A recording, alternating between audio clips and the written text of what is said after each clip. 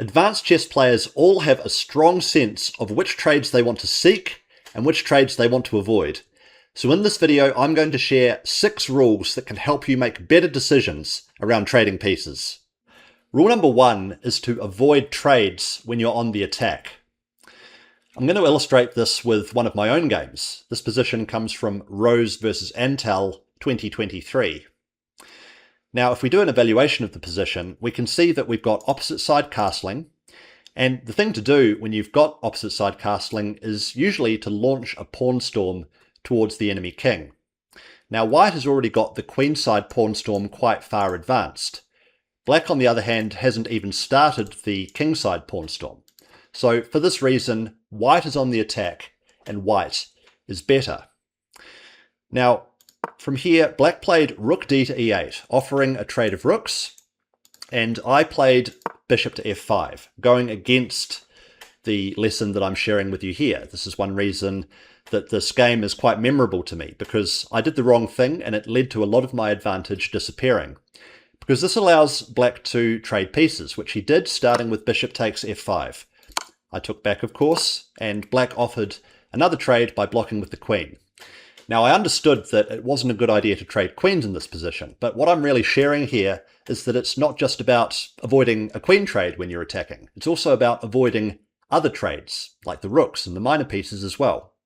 So I did retreat the queen, but pretty soon black was able to trade more pieces, and even though I've got these pawns quite far advanced towards black's castled king, it's not like I can actually take advantage of it with so many pieces having been traded off the board. So what should I have done instead? Well, back in this position, actually the best move is to avoid the trade with rook e to b1. Now, this goes against one of the other principles which you may have heard in positional play before, that you should contest the open file. Now, chess is a complex game, and it's all about understanding which of these rules of thumb to apply in any given position. The open e-file isn't really relevant here. Instead, it's all about the attack towards the black castled king. So here I keep pieces on the board, and let's just see how the game could have continued. So, like, what if black tries to attack as well? Black can't open lines with their pawns, so let's say he brings his knight into a more aggressive position. Well, I think that knight does have to go, so let's do one trade. That's okay. The queen takes back, and then we continue with the pawn storm, a5. And white's position is so good that white can actually even allow the loss of the h3 pawn. You may have seen this tactic.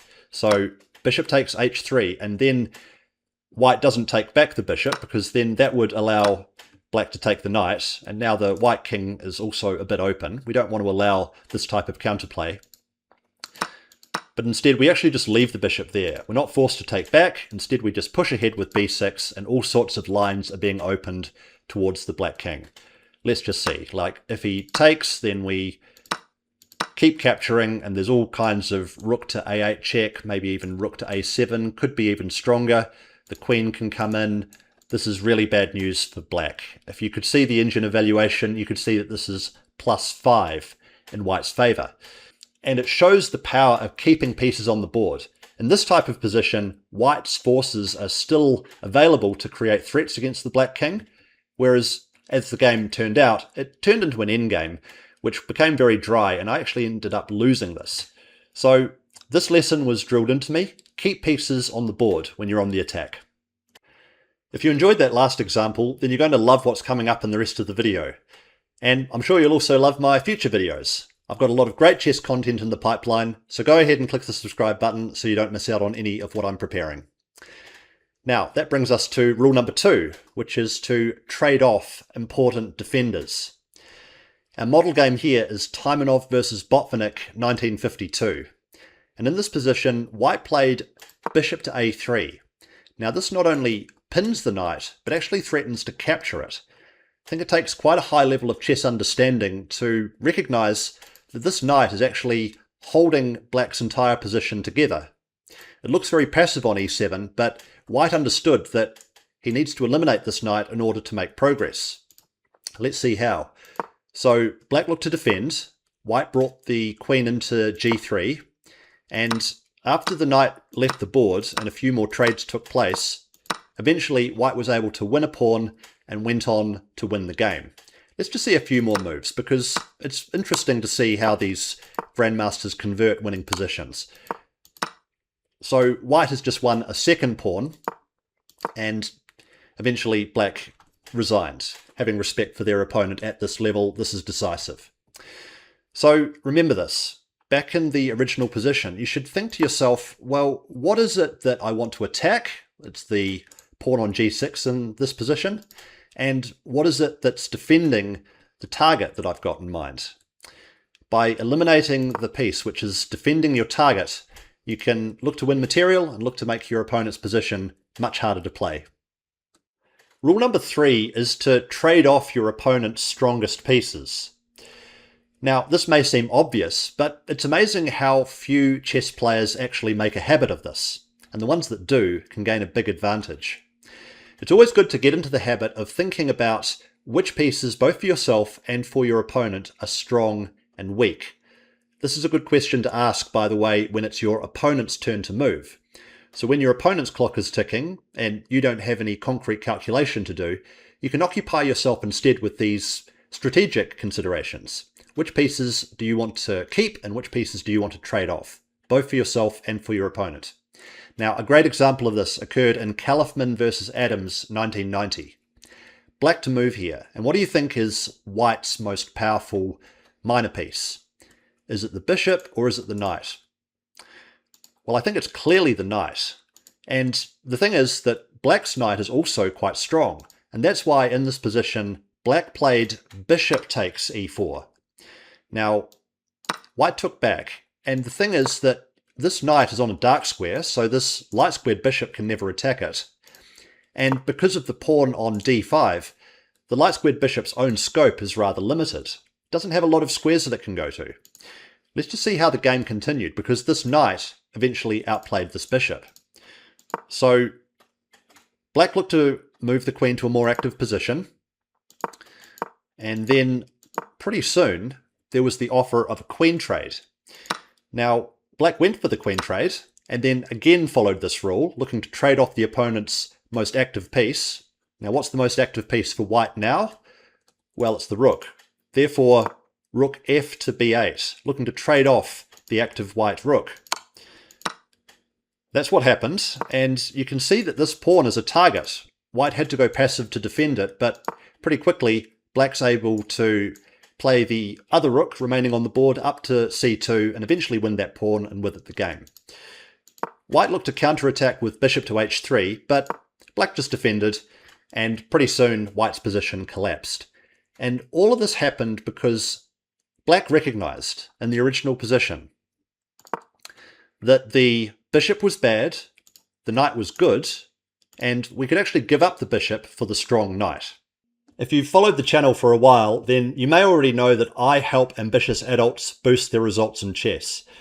What you may not know is that I've got a new page which outlines the type of chess mentorship that I offer, the Road to 2000 Chess Improvement Program. You can check it out by clicking the link in the description below. There's a lot more detail now about my own chess improvement journey and how I can help you gain the types of results in chess that you didn't think were possible. So click the link in the description below to check that out. Rule number 4 is to avoid your opponent from being able to trade off their bad pieces for your good pieces. You could think of this as the mirror image of the last rule that we looked at. And we'll illustrate it using a position from Alekhine versus Irva 1922. White's last move was rook to a7. Now the white rook is very strong, controlling the 7th rank, so understandably black looked to try to trade it off by playing rook to c7. Now, it would be a terrible positional mistake for white to go for this trade. If you trade off your strong rook for the passive black rook, well then that's obviously going to help black, which is why Alekhine didn't do it. Instead, Alekhine avoided the trade by playing rook to a8. This way, black still has their passive rook, and the white rook is able to create threats behind black's position. In order for this to become decisive, white also needed to get the knight involved. The knight needed to get to b5 in order to create threats in tandem with the rook. So we're going to skip forward a bit here to just see the position where knight to b5 is about to be played. And once it was, then the threats that the white rook could create became decisive. So eventually rook to b8, now targeting this pawn. Black had to defend it.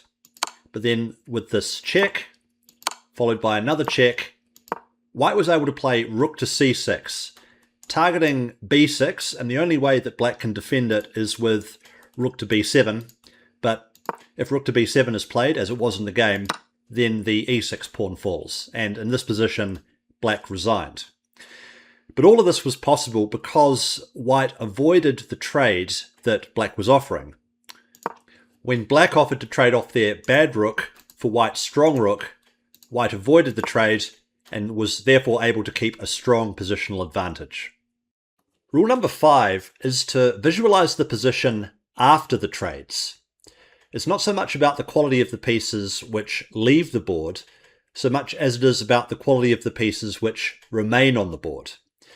This was best illustrated to me in the game Carlsen versus Tomaszewski 2016.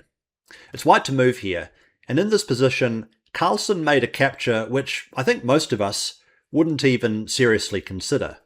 And that capture was bishop takes g6. Very counterintuitive because white's light-squared bishop looks like such a good piece. Why would you give it up for a knight like this? Well, this is why the position is memorable to me, because it's counterintuitive. Because what Carlsen's idea was here is that after capturing the knight, and also trading the dark-squared bishops, he was looking to play against this bad light-squared bishop that black is left with. So it's not that he's worried about losing the good light-squared bishop. It's about leaving black with a bad light-squared bishop. So Carlsen was able to play knight to e5 next, and although the computer says that this position is still relatively balanced, I think practically for a human it's much easier to play this with white. And it's these small positional improvements which make a big difference in chess. Knowing when to trade, and knowing when not to trade, and knowing which pieces of your opponent are bad, and then trading everything else to leave your opponent with this bad piece. It's a type of thing which shows very high-level chess understanding. Rule number 6 is to make trades which activate your pieces. We'll illustrate this with a sideline from Erva versus Reshevsky, 1948. And we'll take a look at what would have happened if white had captured on d6 in this position. Well, black has to take back, of course, but the question is, how does black take back? Either with the knight or with the pawn. It turns out that one of these recaptures is a lot better than the other. Taking back with the pawn allows black to activate their rook via rook to c8, targeting the weak pawn on c4. Now black also has a weak pawn on d6, but this is not as weak as the white pawn. The black pawn is guarded by the knight. So rook to c8 is coming. Let's say that white anticipates this and plays rook to c1. Well, rook to c8 anyway, and it's going to take black a few moves, but eventually black is going to be able to bring the knight into b6 and target this weak pawn and eventually win it. When you think about what it means to outplay your opponent, it's decisions like this that really make a difference. Small seeming decisions, which either activate your pieces or not, either allow you to win a pawn or not. It requires you to see a bit further into the future, but it's not so much about calculation, it's more about positional understanding. By capturing with the pawn, black is able to activate their piece with a threat against the weak backward pawn. That's what it means to outplay your opponent. Beyond the rules shared in this video about when to trade and when not to trade, it's really important to develop the right mindset for chess. I've prepared this video called The 7 Habits of Highly Successful Chess Players. In it, I go into the way that strong chess players think, and how you can build some of that into your own play. So go ahead and check it out.